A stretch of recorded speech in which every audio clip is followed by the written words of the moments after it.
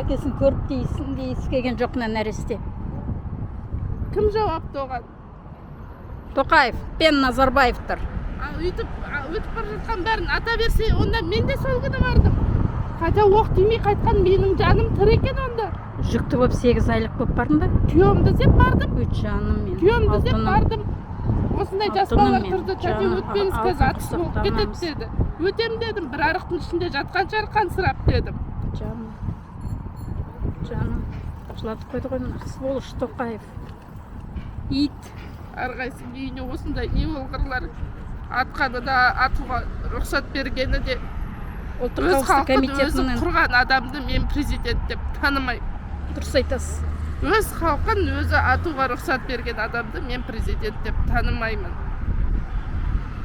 Менің жалғыз өзім мнением болсын, мен балаларымды оқуға қабылдамай қойсын, бәрібір мен президент деп танымаймын. Неге ол өзінің халқын, өзінің қарапайым халқын, неге шамасы жетпей ма? Апарсын, қамасын, соттасын, пожизненно жіберсін, балаларын иіскеп жүрер еді. Болады, менде суреттер бар, балалар болады басында бөлейіп қалған. Қайсыңа сол жақсы? 2 жасар бала мен 5 жасар бала болады, күзетіп отырған. Не жақсы? Неше жаста еді? 32-ге толар еді. Жаным, жап-жас қоян. Жап-жас. Қаңтар айында мен қалай жыладым осы сендердің ерлеріңді көріп, жылап, мәйіттерді көріп. Тұра алмай қалған менде. 15-тегі, 17-тегі, 18-тегі, 2003 жылғы. Не көрді олар? Байқұстар мектептің оқы деген несін естіді. Енді міне қалаға келіп бірінші курс оқып жүргенде бәрі атылды да кетті. Солар митингке билікті қобырамыз деп барған жоқ олар. Қызық көруге барды. 18-17 жасар бала митинг дегенді түсінбейді. Олар қызық көруге барды. Неге оларда? Неге оларда ұрпақ жоқ? Оның анасы неге жылап қалды? Неге бір үйдің жалғыз баласы солай өліп қалды? Сонда ол ұрпақ, ол текте ұрпақ қалмады. Сонда қазақты өзіміз. Қазақстандықтар жел соғып тұр, мына балаға жел соға ма деп тұрмын. Аңырап тұр жел.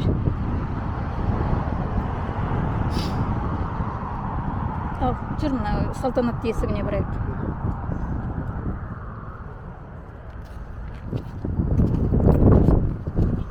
Мынау кісі кім? Бәрі келіп күзет. Мынау кісі кім? Ә? Ішкі күзет. Күзет. Осы қазақстандық кімі? Бұл жер не, мина бар ма? Американың жері ма? Мынаны баспа, анда жүрме, мына есікке кірме. Сөйтіп қана қазақтардың аузын жауып, тиіп, Қытай концлагерін жасадыңдар қолдан. Достали уже осы.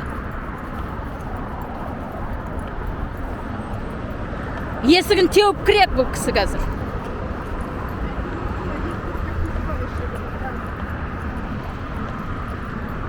Қарама.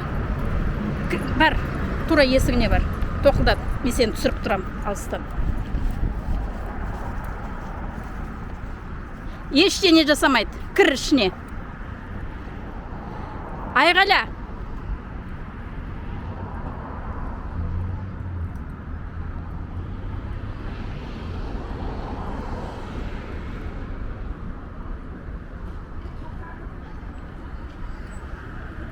Қабылдасын.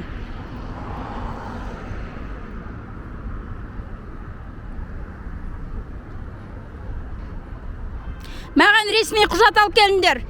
Видео түсірілім жасауға болмайтын. Тоқаевтың қолы қойылып, мөрі басылсын. Қолымды қоямын, кетемін, түсірмеймін, кет қалам үйіме.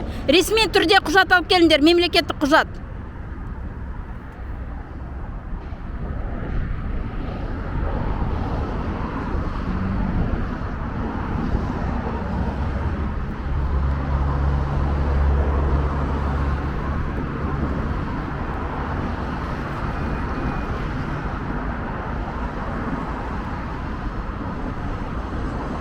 Тыныш жүріп, шеше алмайсың екен. Мынау кісі бағанадан былайда жүрді. Осы жерде плакатымен былайда біреу де шыққан жоқ, жақындаған жоқ, керісінше қорқытып қуып жіберіпті. Бұл кісі қарама-қарсы кафеде отырыпты, мені күтіп.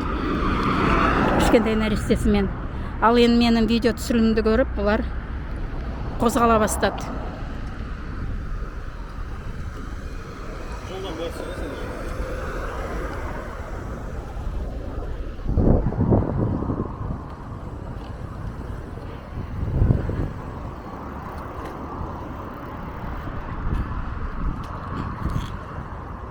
Не, полиция шақырып қойдың ба? Сіздер, Полиция шақырып қойдың ба маған? сізге не үшін полиция? Ана жол ұлттық қауіпсіздік комитетіне осылай барып едім, маған полиция шақырды ғой. Білмеймін, сіз ұлттық қауіпсіздік комитетіне бардыңыз.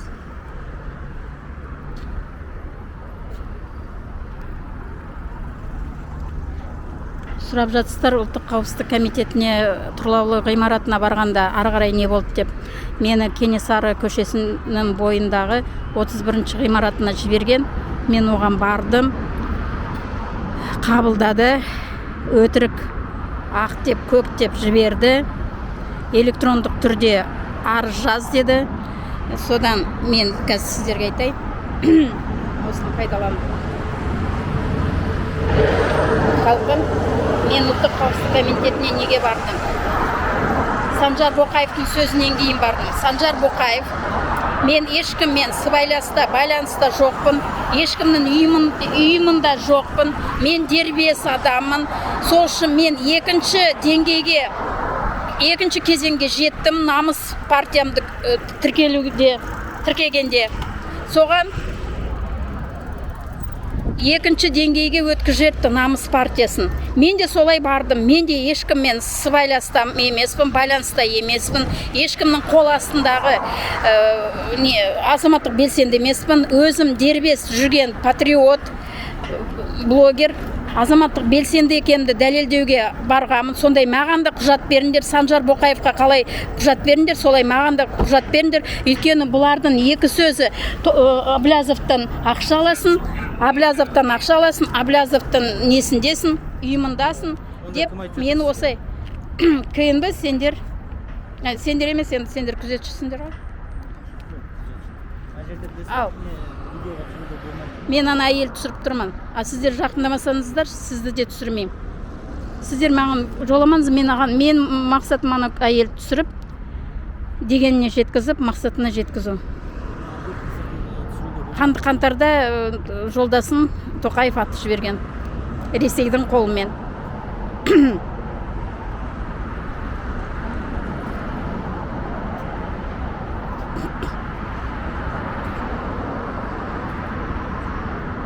Маған да Санжар Боқаевқа құжат берді ғой.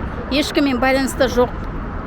Ешкіммен сыбайласта жоқ. Ешкімнің үйімінде жоқ. Сол намыс партиямды екінші деңгейге көтеріп жіберді кезеңге. Мен де сөйтіп, маған да сондай қағаз берсін. Ешкіммен байланыста жоқпын. Өз бетімен. Патриот қамасын сонген жалғыз. Блогер, патриот.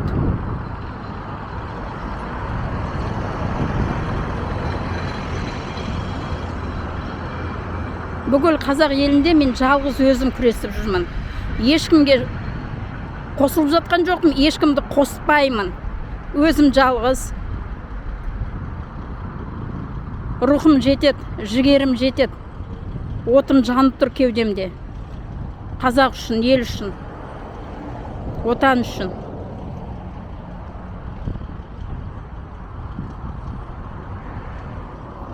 Қазақ елім тыныш жатпай, маған тыныштық жоқ. Ресейден жерімді тазартып, еліме, жеріме тыныштық болсын деп жүгіріп жүрмін. Соғыс болмаса екен. Ана Ресеймен 7,5 ба? Километр, 7,5 мың километр шекаралас. Ана кім еді? Тоғжанов па? Тоғжанов. Әкесінің аты Тоғжанов. Сол айтты ғой, Ресеймен шекараласпыз, біз қалай орыс тілін де сөйлемей тұрмаймыз, екі тілде бірдей болады деп. Онда Ресей біздің тілімізде сөйлесін, қазақ тілінде. Сонда олар менің қазір қазақ елінің нанын жеп жатыр, жерін таптап жатыр, иә? Орысша шүлдірлеп жүр. Оданша орысты алып келгенше Қытайдағы жатқан қандастарымызды алып келмей ма?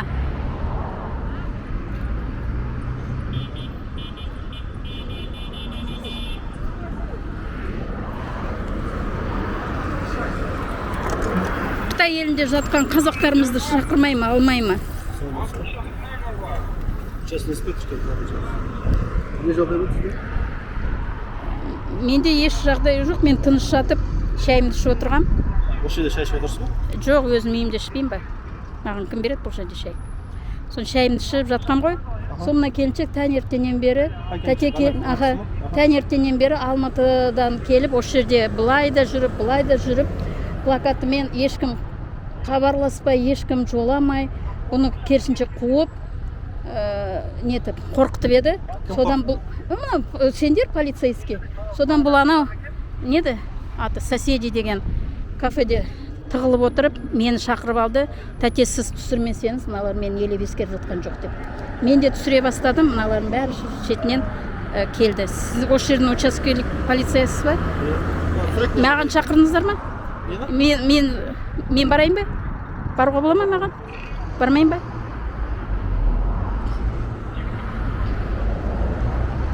Ресейдің, орыстарын, фашистерін кіргізгенше, оданша Қытайдағы қандастарымызды алдар, Тоқаев. Стрелять на поражение, без предупреждения деп қазағымызға от атқыз. Референдум құрады. Құрғызамыз біз референдум. Халық жаппай шығындар. Референдумға бойкот. Неге учаскелік нелеріне кірмендер? Сайлау учаскелеріне кірмендер, ішіне кірмендер. Сол жерде олар тіркейді. Міне, халық келіп жатыр, дауысын беріп жатыр. Міне, барлықтары референдумға 10 бағасын берді. Барлығы дұрыс деп шетелге сондай өтірік не береді. Әні плакатын алып кетті ішіндегі не күзетші. Сол үшін қазақтарым көбісі маған жазып жатыр, не істейміз референдум күні. 5 күні барлықтарыңыз көшеге шығасыздар, көшеге. Ал мына ғимараттың ішіне кірмеңіздер, мүлдем кірмеңіздер. Ғимаратқа кірмеулеріңіз керек, ауласына кірмеулеріңіз керек. Мектеп болсын, қай жерде сайлау учаскесі кірмеңіздер, сол жерде тұрыңыздар көшеде. Бойкот, референдумға бойкот деп. Тікелей эфирге түсіп. Асығыс үстігіс жасап отырған. Бұл Тоқаевтың қитұрқы ісі Гаага сотынан қорқып, санкциядан қорқып, өзінің бас пайдасын ойлап, жанын ойлап жатыр. Қанша полицей көрдіңдер ме? Бағанадан тәнттенен келген келіншек, міне, менің видео түсірудің арқасында қаншама үйіп, барлықтары жанында айналып жүр маңайында. Учаскелік полиция келген, хош жердің полициясы, көшеде жүрген полиция, ішінде күзетші фотоға түсіріп алып кетті плакатын. Ана жеңінде Американың туы бар. Өз америкалық қой деймін, қазақ емес. Дене бітімі. Не, кәнде, не, жақсы біткен, спортқа жақсы. Біздің қазақтар ондай емес. Сол анау, көріне ма? Сол кісі фотоға түсіріп жатыр, сол америкалық қой деймін ана кісі. Байқұс бағанадан ары-бері айналып біресе мына Қошқарбаевпен жүреді екен, сон бұрылып тәуелсіздікке барады екен, ешкім жауап қатпайды, сөйлемейді, жоламайды. Бұл келіншекке плакатын да көтерді, қорқытып, үркітіп жіберіпті. Содан амал жоқ, маған қоңырау шалып тұр. Енді бүгін сағат 5 болды ғой, ешқайда бармаймын ғой деп, мен кішкене босансынып жатқамын. Ән шай ішем, мін шай ішем деп. Осы кісі шақырға соң апыл-ғұпыл менде тез-тез нанды жеп, қарным ашпау үшін жүгіріп келдім. Ішкен асымды жерге қоям деген, міне тікелей мағынада ішкен асымды жерге қойып келдім. Қазақ үшін, ел үшін. Қазіргі үлкен мәселе, мына осы қанды қаңтарда зая кеткен жандар, ысырап кеткен қазақтар, солар үшін Тоқаев жауап беруі керек. Гаага сотының алдында Тоқаевты түрмеге қамауымыз керек, барлығымыз жабылып, қазақтар. Полиция, әскерге мен еш өкпем жоқ. Біздің қазақ елімізді қорқытып, үркітіп тұрған ұлттық қауіпсіздік комитеті, полиция, әскер, собырларға өкпе жоқ. Ақтауда көрсетті өздерін, халықпен бірге болатынын көрсетті. Қазағыма оқ атпайым деген қазақ сарбаздары қазақтарға қосылып, қара халыққа қосылды. Оған мен көзім жетті. Ал енді біздің мына қазақ елінің үрейін ұшырып отырған ұлттық қауіпсіздік комитеті мен Тоқаевтың Путині. Путин 42 рет соғыс ашқан. Украинаға 3 рет 1918 жылдан бастады ма, 2014, енді 2022 3 рет соғыс ашқан. Грузияға 2 рет, Азербайжанға 1 рет, Сирия, Ауғанистан, Иран, Солтүстік Корея, барлық жерге жүрген жері соғыс, ұрыс, керіс.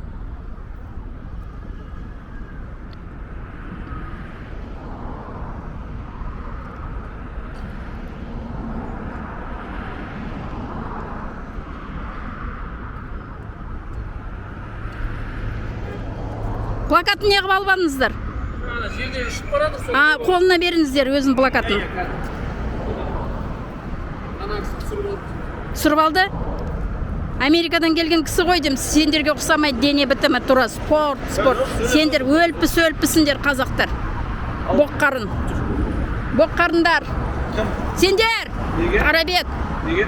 Міне осылай жүресіңдер, Тоқаевтың сөзін сөйлеп, Назарбаевтың сөзін сөйлеп.